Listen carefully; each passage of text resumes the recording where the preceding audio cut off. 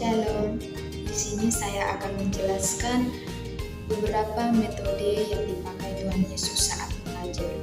Kita sangat mengetahui bahwa guru merupakan unsur penting dalam proses mengajar di bidang pendidikan, serta memiliki tanggung jawab yang besar. Tuhan Yesus layak disebut sebagai guru agung atau rabi karena semua pengajarannya disertai dengan kuasa, mukjizat, wibawa, sehingga orang yang mendengarnya menjadi terpukau dan memberi tanggapan positif.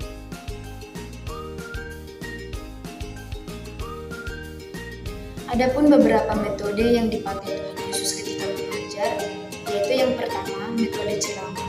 Metode ceramah adalah penuturan bahan secara lisan.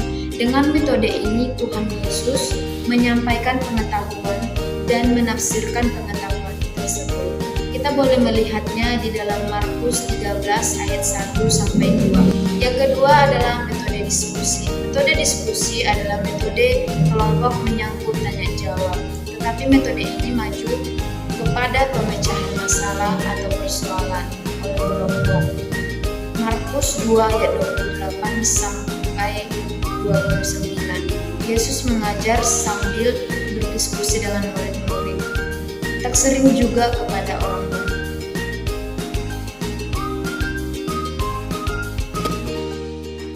Yang ketiga adalah metode tanya jawab. Metode tanya jawab adalah suatu penyajian bahan pelajaran dalam bentuk pertanyaan.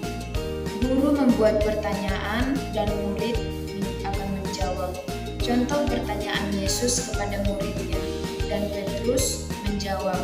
Itu kita boleh lihat di dalam Markus 8 ayat 27-30. Yang keempat adalah metode cerita atau perumpamaan.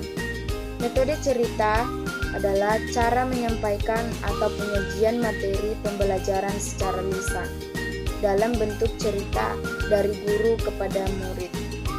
Yesus sering menggunakan metode cerita atau perumpamaan ketika dia saat mengajar kepada murid-muridnya. Kita boleh melihat di dalam Matius 22 ayat 1-14, misalkan perumpamaan